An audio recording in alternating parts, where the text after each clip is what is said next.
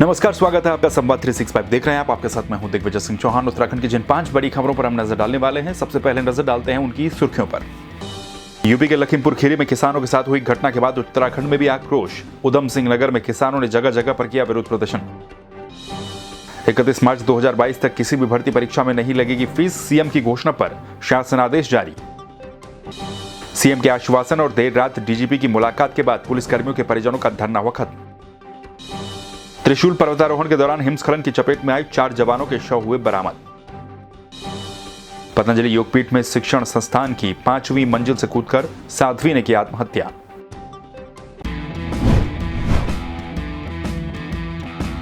तो चलिए top story में सबसे पहले बात करेंगे उत्तर प्रदेश के लखीमपुर खीरी में किसानों के साथ जो घटना हुई है उसको लेकर। दरअसल उत्तर प्रदेश के लखीमपुर खीरी में किसानों के साथ जो घटना हुई थी, जिसमें करीब 3 से 4 किसानों के मारे जाने की खबर सामने आई, इसके बाद से ही पूरे देश भर में जगह जगह पर किसानों में आक्रोश देखने को मिला है। इसी सिलसिले में उत्तर प्रदेश से लगता हुआ राज्य उत्तराखंड है और उत्तराखंड में भी किसानों में आक्रोश अब देखने को मिल रहा है। लखीमपुर खीरी में हुई इस घटना के खिलाफ उत्तराखंड के किसानों ने भी विरोध प्रदर्शन जगह जगह पर किया है। खासतौर पर अगर हम बात करें उधम सिंह नगर क्षेत्र की, तो उधम सिंह नगर के बाजपुर, जसपुर और गदरपुर जैसे इलाकों में जहां पर कि किसानों की संख्या काफी अच्छी खासी है, वहां पर किसानों ने इसके खिलाफ विरोध प्रदर्शन किया है। किसानों में आक्रोश साफ तौर पर देखने को मिला है। किसानों ने बाजपुर, काशीपुर, रुद्रपुर, किच्छा आदि शहरों में जाम लगा करके विरोध प्रदर्शन वहां पर किया है। उन्होंने केंद्र और यूपी सरकार के खिलाफ भी जमकर नारेबाजी की। किसानों की मांग थी कि जो भी इस पूरे मामले में दोषी हैं, उनके खिलाफ कड़ी से कड़ी कार्रवाई की जाए और तत्काल उनके खिलाफ कार्रवाई की जाए। इस दौरान उन्होंने मृतकों की आत्मा की शांति के लिए वहां पर मौन भी रखा, कैंडल मार्च भी निकाला और सरकार का पुतला भी फूका गया। तो बाजपुर और गदरपुर क्षेत्र के जो तराई किसान संघ हैं, इनके आह्वान पर सोमवार को बाजार बंद का ऐलान भी वहां पर किया गया है।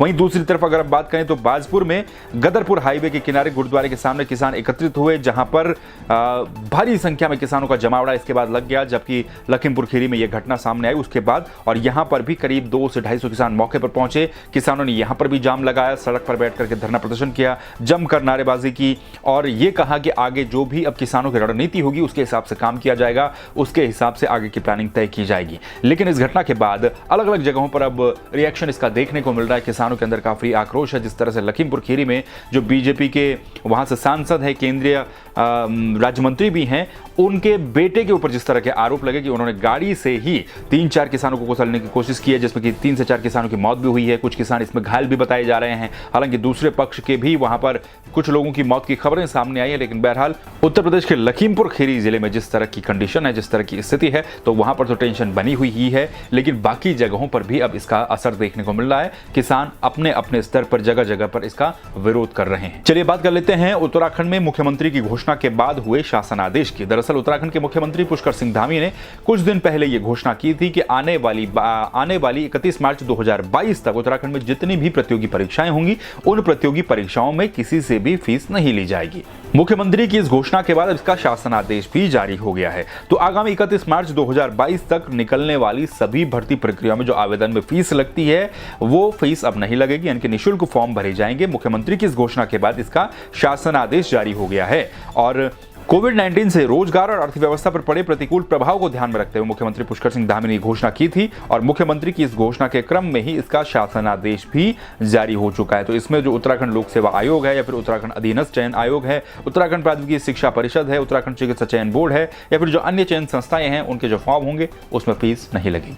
चलिए बात कर लेते हैं पुलिसकर्मियों के 4600 रुपए ग्रेड पे के मामले को लेकर। दरअसल इस मामले में पुलिसकर्मियों के जो परिजन है वो लगातार प्रदर्शन कर रहे हैं, लगातार अपनी मांग को सरकार के सामने रख रहे हैं। वहीं इसी बीच कल भी जो पुलिस कर्मियों के परिजन है वो सीएम आवास कूच करने गए थे, लेकिन यहां पर उन्हें रोक दिया गया था। उसके बाद से ही वो धरने पर बैठे हुए थे और करीब 11 घंटे जो धरना चलता रहा, उसके बाद आखिरकार देर रात को उत्तराखंड के डीजीपी अशोक कुमार ने पुलिसकर्मियों के इन परिजनों से मुलाकात की, उनको आश्वासन दिया। मुख्यमंत्री पुष्कर सिंह धामी ने भी आश्वासन दिया। बताया जा रहा है कि आश्वासन ये दिया गया कि आचार संहिता लगने से पहले पुलिस जवानों की जो ग्रेड पे की समस्या है उसका हल निकाला जाएगा, क्योंकि इस संबंध में कैबिनेट की उप समिति भी बनाई गई है। उप समिति जब रिपोर्ट अपनी पेश करेगी तो उसके बाद इस समस्या का हल निकाला जाएगा। लगातार मुख्यमंत्री आवास जब कूच करने ये लोग जा रहे थे तो उसके बाद से ही इनका धरना चल रहा था और देर रात को मुख्यमंत्री पुष्कर सिंह धामी से डीजीपी अशोक कुमार और पुलिस कर्मियों के कुछ जो परिजन हैं उन्होंने बातचीत की थी और उसके बाद यह आश्वासन दिया गया कि आचार संहिता लगने से पहले इस मामले का हल निकाला जाएगा। देर रात को डीजीपी अशोक कुमार और एसएसपी देहरादून जन्मेजय खंडूड़ी और उनके साथ ही अन्य अधिकारी भी वहां पर गए, जिसके बाद बातचीत वहां पर हुई, ज्ञापन दिया गया और धरना वहां पर समाप्त कर दिया गया। तो इस तरह से फिलहाल ये धरना समाप्त हो चुका है। हालांकि इस मामले में आश्वासन जरूर मिला है, उच्च स्तरीय अधिकारियों ने मुलाकात की है, मुख्यमंत्री का आश्वासन है। अब देखना है कि पुलिस कर्मियों की जो 4600 रुपए ग्रेड पे को बढ़ाने की मांग है ये कब तक पूरी होती है। अब बात कर लेते हैं उत्तराखंड के माउंट त्रिशूल पर जो पर्वतारोही दल पहुंचा था उसको लेकर। दरअसल माउंट त्रिशूल पर आरोहण के लिए जो सेना के जवानों का जो दल था वहां पर हिमस्खलन हो गया था, एवलांच की चपेट में दल आ गया था। उसके बाद से ये लोग लापता चल रहे थे। विषम परिस्थितियों में, कठिन परिस्थितियों में वहां पर लगातार सेना का सर्च अभियान चल रहा था। इसी बीच त्रिशूल पर्वतारोहण के दौरान जो यहाँ पर हिमस्खलन की चपेट में नौसेना के 4 जवान आए थे, 4 जवानों के पार्थिव शरीर फिलहाल सेना ने बरामद कर लिए हैं और सेना के वायुसेना के हेलीकॉप्टर से इन्हें नेवी हेडक्वार्टर पहुंचाया गया और वहां से इनके संबंधित जगहों पर इन शवों को यहां से पहुंचाया जाएगा। तो फिलहाल एक जवान अभी भी लापता बताया जा रहा है और एक और जो शेरपा उसके साथ था वो अभी भी लापता बताया जा रहा है। उनकी तलाश अभी भी की जा रही है। त्रिशूल पर पर्वतारोहण के लिए नौसेना का एक दल पहुंचा था।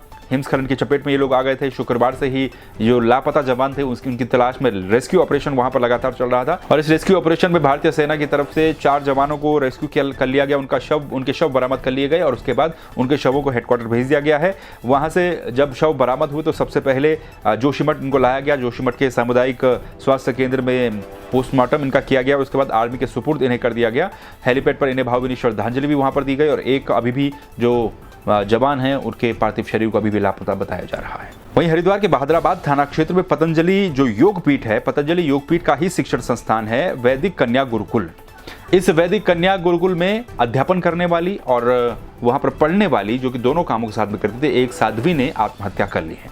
दरअसल साध्वी वहां पर अध्यापन कर रही थी और अध्ययन भी कर रही थी। साध्वी ने 5वीं मंजिल से कूदकर अपनी जान दे दी। सूचना मिलते ही एसपी सिटी मौके पर पहुंचे, तमाम आला अधिकारी मौके पर पहुंचे। जो जानकारी पुलिस से मिली है उसके मुताबिक पतंजलि योगपीठ का ही यह शिक्षण संस्थान है वैदिक गुरुकुलम और यहाँ पर पढ़ने वाली और पढ़ाने वाली एक साध्वी ने 5वीं मंजिल से कूद करके अपनी जान दे दी। साध्वी की उम्र करीब 24 साल बताई जा रही, जो कि मूल रूप से मध्य प्रदेश के मंदसौर की निवासी है।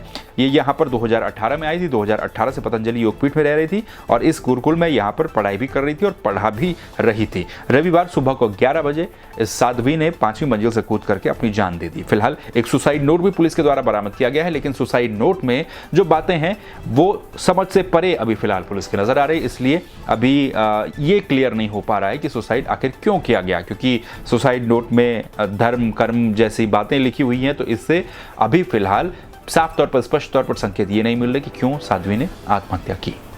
ये थी उत्तराखंड की टॉप 5 खबरें। इन खबरों को लेकर क्या सोचते हैं आप? कमेंट अपनी राय को आप कर सकते हैं। खबरों को देखने के लिए संवाद 365 को सब्सक्राइब कर लीजिए। फिर मिलेंगे नई खबरों के साथ, तब तक के लिए नमस्कार।